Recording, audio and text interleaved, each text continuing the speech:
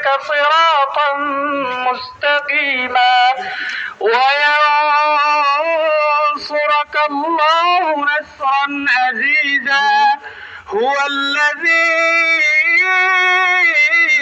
أنزل السكينة في قلوب المؤمنين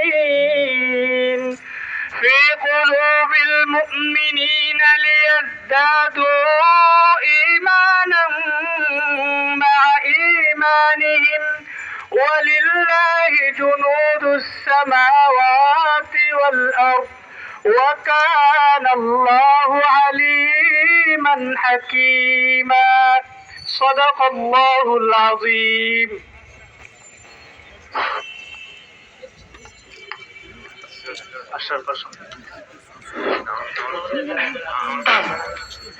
এই পর্যায়ে আপনাদের সামনে স্বাগত বক্তব্য নিয়ে আসছেন মাদ্রাসা প্রতিনিধি ভাই মোহাম্মদ ফাহিম আলারাফ ভাইকে তার গুরুত্বপূর্ণ বক্তব্য দেওয়ার জন্য আহ্বান জানাচ্ছি। আসসালামু আলাইকুম ওয়া রাহমাতুল্লাহি ওয়া বারাকাতুহু। সম্মানিত উপস্থিতি, সম্মানিত মুসল্লিয়ানে কেরাম, সচেতন নাগরিক ভাইয়েরা, মিডিয়া ভাইয়েরা, আপনারা সকলেই জানেন ইতিপূর্বে আমরা দুইটি প্রোগ্রাম করেছি। একটি মানববন্ধন ছিল, আরেকটি ছিল সংবাদ সম্মেলন। আমরা জানিয়ে দিয়েছিলাম আমাদের প্রাণের দাবিগুলো।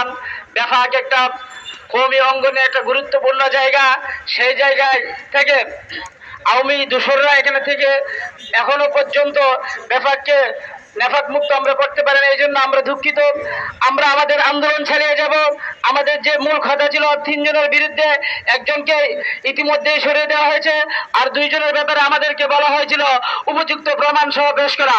আমরা ইতিপূর্বে বেফাক অফিসে ওনাদের ব্যাপারে প্রমাণ সহ দিয়ে আসছি। এরপরও কেন ওনাদেরকে এখনো শেল্টার দিচ্ছে? এই শেল্টারটা তারা সহ এবং খুনি এবং মৌলভী অবাইদুর রহমান সহ সকলকে ব্যাপার থেকে অতি দ্রুত সরাতে হবে, সেই দাবি নিয়ে এই বলে আমার সংক্ষিপ্ত বক্তব্য এখানে শেষ করলাম। আসসালামু আলাইকুম ওয়া রাহমাতুল্লাহি ওয়া বারাকাতুহু। ভাইকে